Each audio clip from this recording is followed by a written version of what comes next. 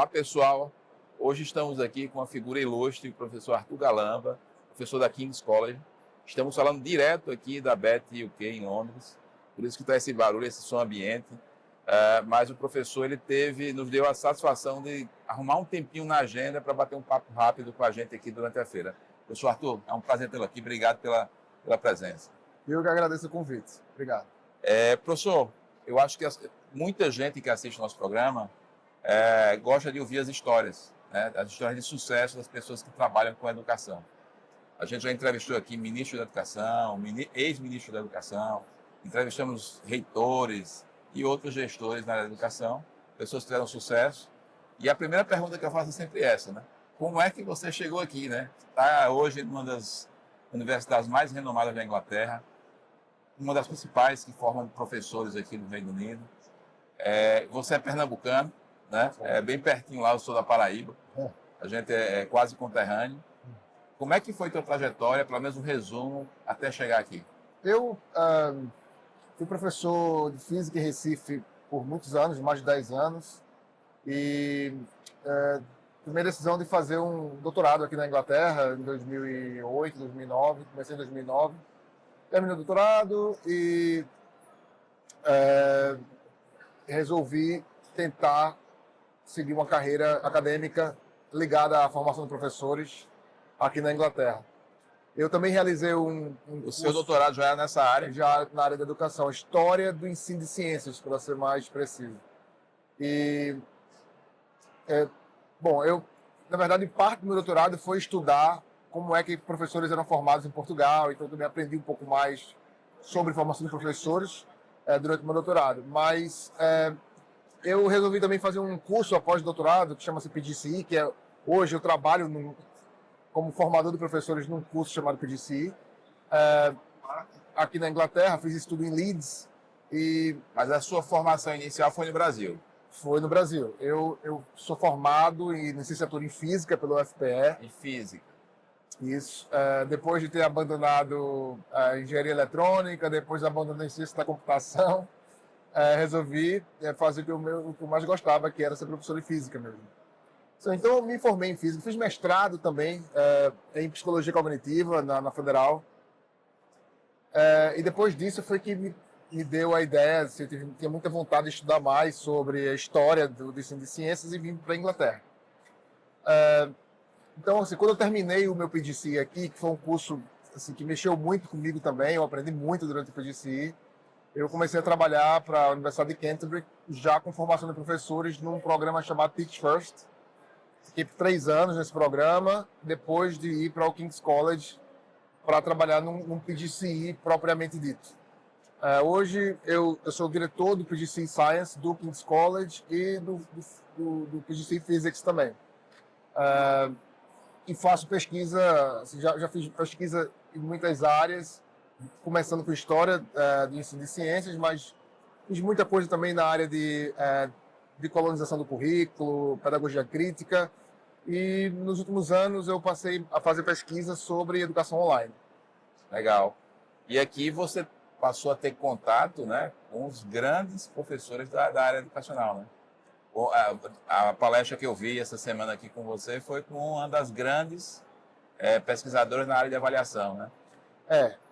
Acho que é uma diferença grande entre as universidades brasileiras e as internacionais, acho que é essa, né? Você tem uma mescla de muita gente boa ali junta. Olha, eu acho que existem talentos e pessoas de um conhecimento profundo sobre a educação de ciências no Brasil. Conheci muita gente que me inspirou lá.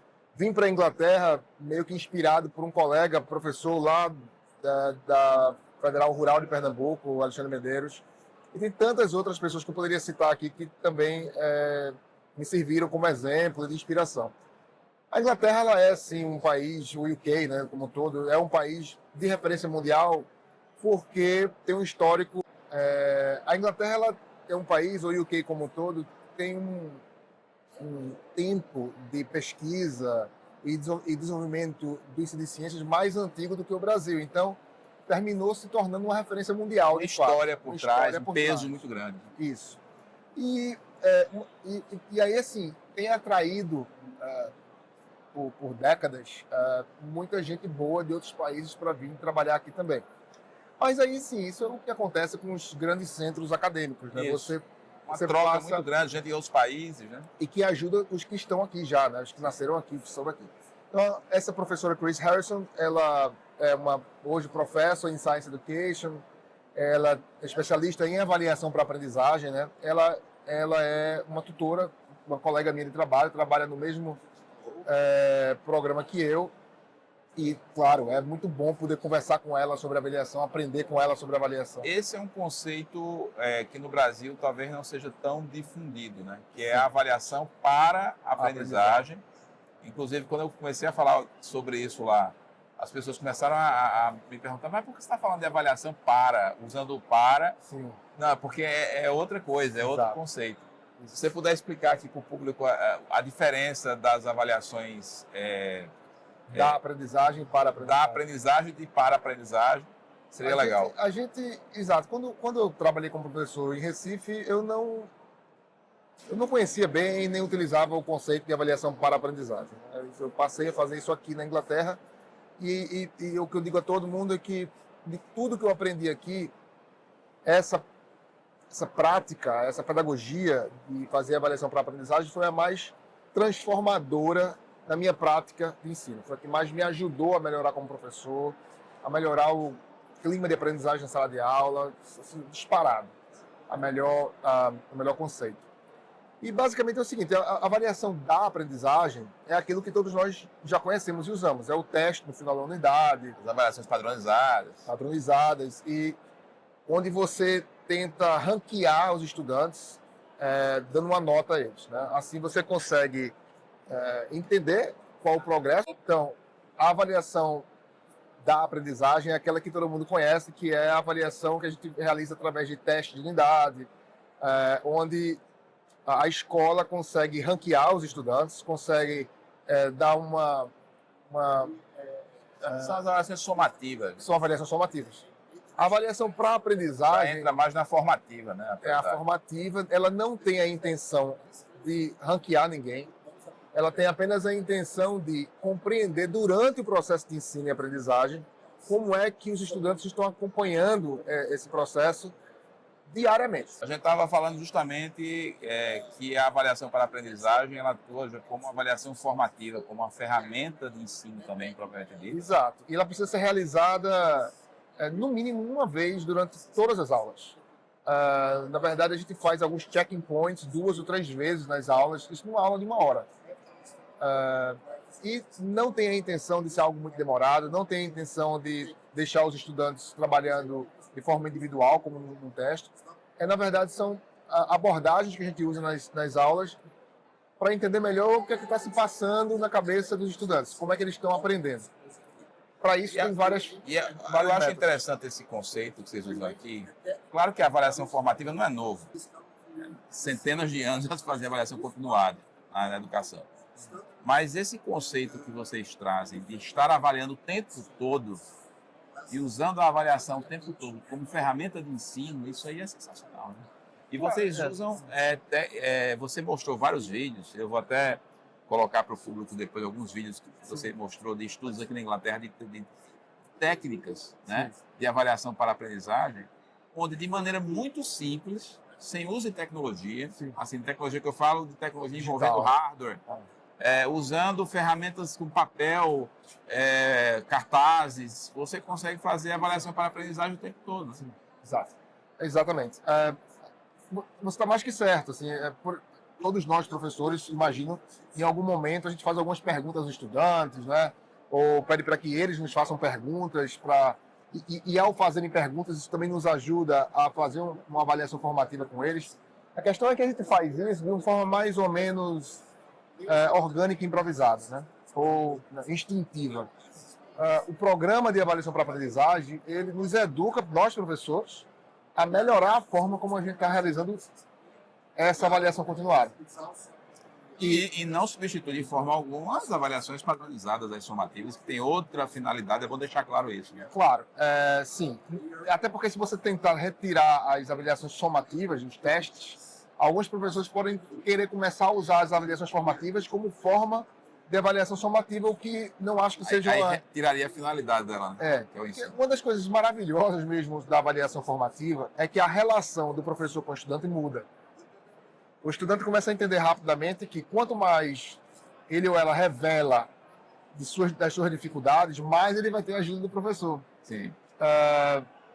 Enquanto que o teste é uma situação em que o estudante ele vai utilizar de qualquer artifício para tentar atingir uma nota boa.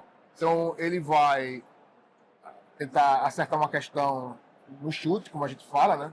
Ele vai tentar escrever qualquer coisa que seja para que tente ganhar uma nota maior quando não tem certeza da resposta. Enquanto que na avaliação formativa não existe isso. Os alunos estão o tempo todo querendo demonstrar ao professor aquilo que sabe e que não sabe. Perfeito, perfeito. Professor Arthur, uma curiosidade, acho que muita gente tem no Brasil, é entender como é que é a formação de professores aqui na Inglaterra. Quais são as diferenças entre o Brasil, etc.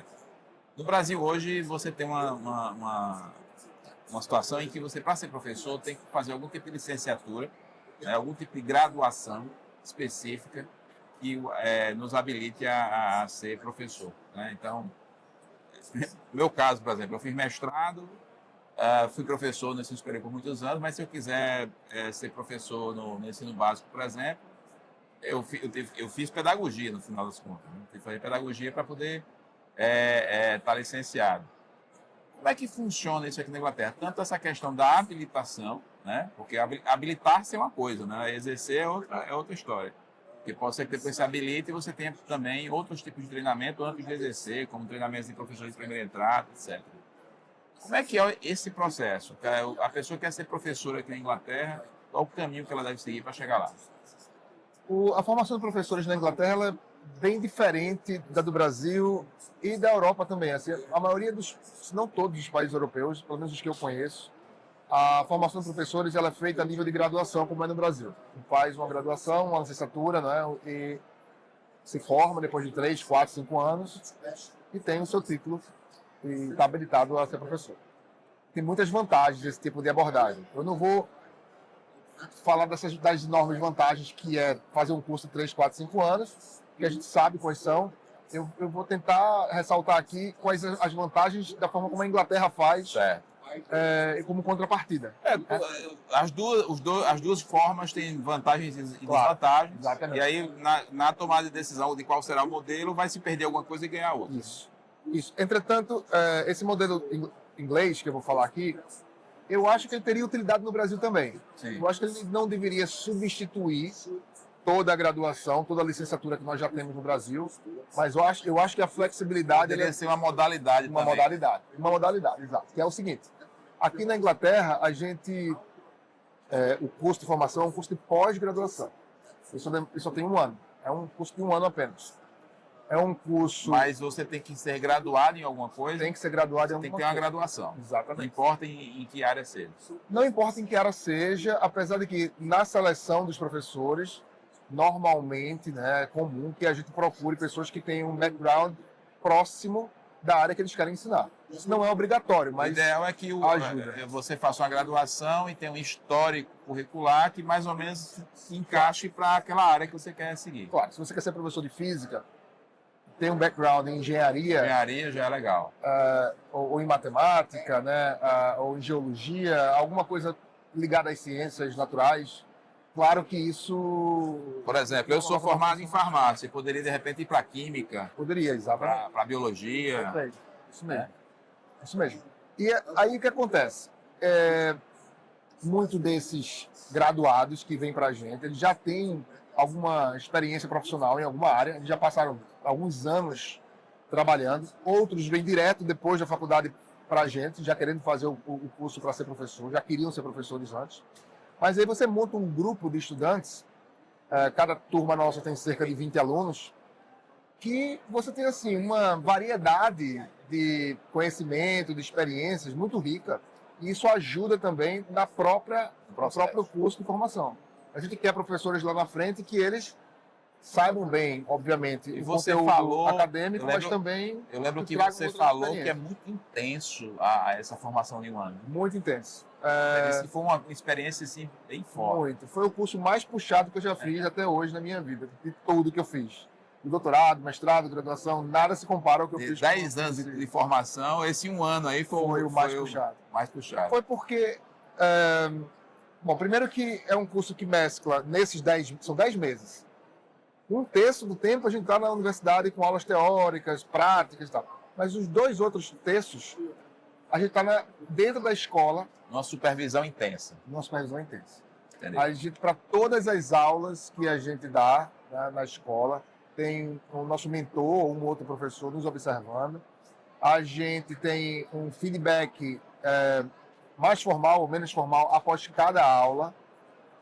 Os tutores das universidades também vão nas escolas visitar esses estudantes. Vamos ter tarefas, dissertações, são 2 dissertações a nível de mestrado que os alunos têm que fazer, onde eles coletam dados nas escolas. Então, assim, não para. Assim, eu me dava um dia de folga por semana, porque tinha que parar. Essa formação perpassava por tudo: avaliação, métodos didáticos de ensino. Sim. E tudo, muita prática e a teoria também, é muito Sim. intenso. Sim, cobre tudo isso que você falou, mas tem um foco muito grande na prática, mas uma prática informada por pesquisa. Então a gente fala muito de pesquisa, e que a pesquisa aponta que funciona. A gente faz sempre uma discussão crítica com os estudantes. A gente demonstra, por exemplo, como realizar uma prática para ensinar alguma coisa de física, química ou biologia. Mas a prática deles em sala de aula precisa ser informada por aquilo que a gente trata na universidade. Eu visitei aqui essa semana em Londres uma escola que foi a Cardinal Vaughan Memorial School. E o diretor lá, que inclusive tinha meu nome, Fabrício também, era meu xará, ele estava dizendo que mesmo aqui em Londres, porque me parece, você me corrija se eu estiver enganado, com essa modalidade de habilitação de professores, você consegue com muito mais facilidade colocar mais professores no mercado, porque você não vai ter só os graduados em licenciatura, você tem os graduados em N áreas que podem vir a ser professor. Exato.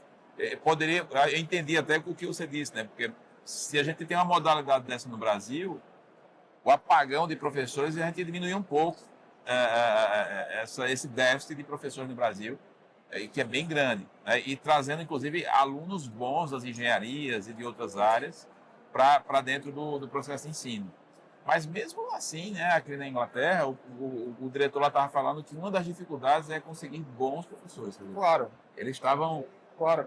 E ele dizendo que mesmo o professor que já chega lá, tal, habilitado, ele ainda passava por um processo, não falei melhor, de 3 anos lá, eles ainda capacitando. Sim, claro. Então tem ainda as capacitações dos professores de primeira entrada, né? O professor ele se habilita lá na King's College e tal, e depois ainda tem outras capacitações que acontecem depois, né? Na verdade, hoje, teoricamente, a formação inicial do professor só termina depois de 3 anos. O primeiro ano, que é o PGCE, na universidade, nas escolas, depois que o professor já está empregado e trabalhando nas escolas, esses 2 anos seguintes, ele ainda vai continuar tendo algum tipo de observação com mentores. Mas ele já está no mercado de trabalho, já está recebendo seu salário, já está... como se fosse uma etapa de habilitação, né, de um ano. Aí, em tese, ele está habilitado para trabalhar, mas ele tem uns 2 anos ali de observação para ver se ele está bem encaminhado. Não é nem para ver se ele está bem encaminhado, porque ele já tem o Qualified Teacher Status, ele já tem o certificado dele. Ele já é habilitado totalmente. Já, ele não vai deixar de ter esse certificado, mas ele precisa completar esse ciclo para concluir, para ele poder dizer, olha, eu concluí o que eles chamam de ECT, que é Early Career Teachers. Esse treinamento ele precisa completar por uma questão de mesmo conseguir continuar, poder trabalhando na escola e tal. Não é que ele vai deixar de ter o Qualified Teacher Status. Entendi. Mas ele precisa ter isso. Eu entrevistei, professor Arthur, o ex-ministro da Educação de Portugal, o Nuno Crato. Ele vem muito, inclusive, aqui em Inglaterra, faz muita troca, ele é um pesquisador bem também. Crato. Eu conheci, ele foi aluno de um professor que a minha pesquisa de doutorado foi sobre esse professor. Ah, legal. Ele é estatístico e matemático, né? Ele gosta muito do tema avaliação e currículo. É uma pessoa muito boa. Gostei demais de conversar com ele. E ele elogiava demais esse modelo inglês, porque o modelo português de formação de professor é meio parecido com o brasileiro. Tem umas licenciaturas aí na história. E ele na entrevista ele falando, olha, o modelo inglês eu acho que é sensacional. Ele gostou mais desse modelo aqui, provavelmente. E escutando aí a tua fala, entendendo um pouco mais como é que é essa formação aqui, eu acho que essa modalidade deveria vir ao Brasil também. É o que você disse, poderia ser uma opção. Veja, tem duas grandes vantagens que eu vejo nisso. A primeira é que, ora, se você se formou em farmácia e gostaria de ser professor, é muito difícil você pensar em voltar e fazer uma licenciatura. Isso. Um novo curso. Normalmente o que acontece é que você é bom em química, você sabe bem a química, você já deu algumas aulas particulares, sabe que tem algum talento e consegue ser professor, talvez com mais facilidade no sistema privado do que no público. Mas você não tem onde conseguir ali um curso intensivo que trate de pedagogia. Isso. Né, e que trate também de questões educacionais mais amplas e importantíssimas, como inclusão, como transição da escola primária para a secundária, como metodologias de ensino que atendem a necessidades especiais de alguns estudantes, questões políticas. Como é que você aprende isso de uma forma com alta qualidade? Isso é difícil encontrar. Então, um tipo PGCE caberia bem ali para pessoas que já são formadas. Sim. Além disso, o que você falou antes, veja, mais de 90% dos nossos estudantes, eles entram no mercado de trabalho. Quando eu fiz minha licenciatura no Brasil, a gente tinha uma turma de 20 alunos, eu acho que só 6 terminaram dos 20. Porque é difícil. A gente tem uma população, tanto no Brasil como aqui também, que busca ser professor, que muitos desses estudantes não vêm de famílias com muitos recursos financeiros e eles precisam mais rapidamente ganhar um salário, começar a trabalhar. Inclusive, uma das rotas que existe aqui chama-se School Direct, que a gente fazia e não faz mais, mas ela existe ainda na Inglaterra, onde você precisa começar a trabalhar logo, você precisa começar logo a ganhar um salário, você entra logo na escola, mas você faz o seu curso meio que part-time, indo para a universidade e voltando, não tão intensamente quanto um PGCE, mas você consegue realizar as avaliações, você consegue discutir com colegas, ler mais, sabe? Então, essa formação, ela legal. Pode acontecer e funciona. Professor Arthur, hoje foi só uma prévia, tá? A ideia aqui não era fazer um podcast mesmo, até porque a gente está num ambiente aqui mais descontraído aqui da feira. A ideia era trazer algumas informações para vocês aqui, por meio de uma pessoa muito capacitada que está aqui na Inglaterra, um brasileiro que venceu aqui na Inglaterra. Mas eu espero em outro momento, talvez até online ou quando você for ao Brasil, a gente possa gravar um programa inteiro, com mais tempo, e aí a gente vai falar sobre avaliação, sobre métodos de ensino, enfim. Tem muito sobre o Colabits. Sobre o Colabits, ele tem um projeto incrível aqui, que envolve tecnologia educacional. Ele criou, na pesquisa dele, uma ferramenta educacional, uma didática e com um design institucional muito inovador, muito diferente. Eu não vi nada igual, inclusive, a estrutura que ele criou na ferramenta. A todos aí o nosso website, fazer sua conta, legal. Brincar e usar. Fala aí, por favor, fale. Tem alguma página em rede social do Colabits? Tem, você vai no colabits.com. Colabits.com, tá? Eu vou colocar embaixo aqui no vídeo o endereço para conhecer a ferramenta. Inclusive o Colabits já tem uso lá no Brasil, né?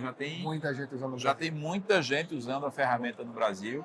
Eu, inclusive, vou conversar com ele aqui para ver como é que a gente pode fazer algum tipo de parceria com a Questione, porque eu acho que o Colabits vai ser uma ferramenta interessante nos cursos de medicina também, além de outros usos, já que o principal cliente da Questione são os cursos de medicina no Brasil. Enfim, tem muita coisa para a gente falar. Aqui foi só uma prévia, tá?